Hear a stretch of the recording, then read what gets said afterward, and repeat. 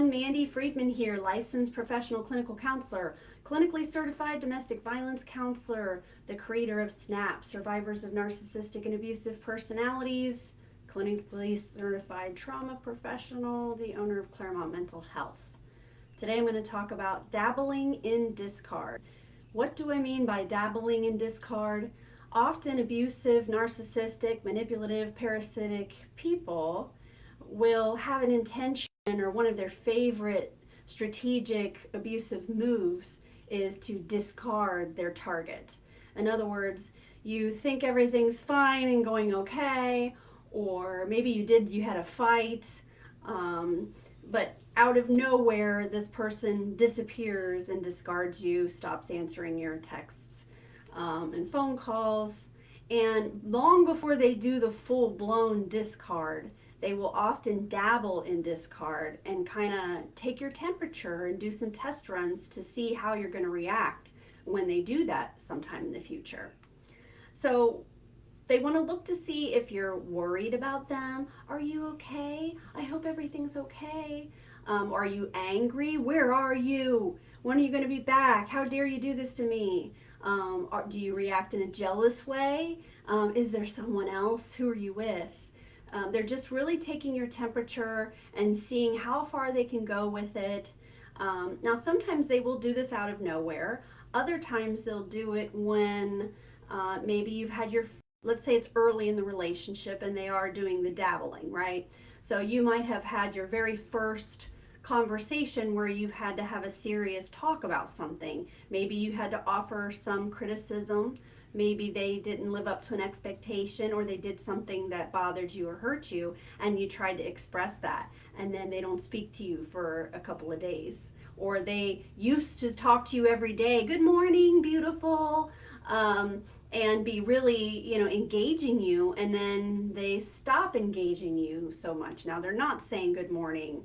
And I know that this has happened to a lot of people because obviously I'm making a video about it. I've heard enough stories, especially these early dating experiences, where things seem to be going really fine the first 1, 2, 3, 4 months of the relationship, and then a little bit at a time, the narcissistic, abusive, manipulative, parasitic, exploitative, unwell person in the scenario will start to have gaps in their communication where you're not able to reach them.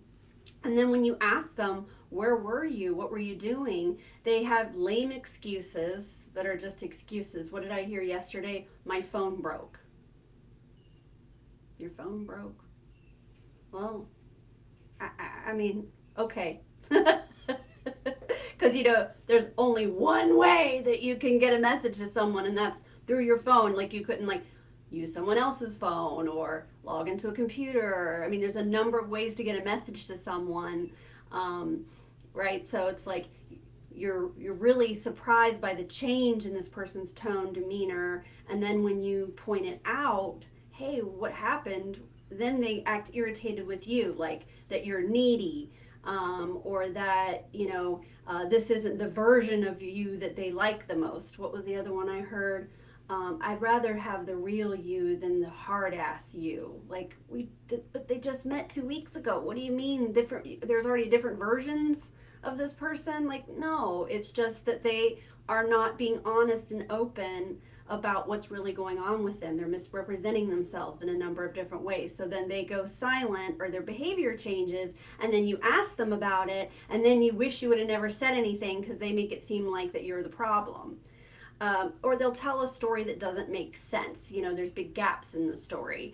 Well, I was going to call you, but then I decided to stop at the mall, and then I found this shirt that I wanted to buy, and then next, and it's like, what?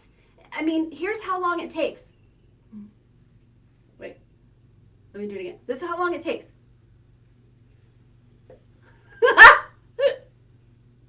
This is it. This is your phone. It just takes 2 seconds.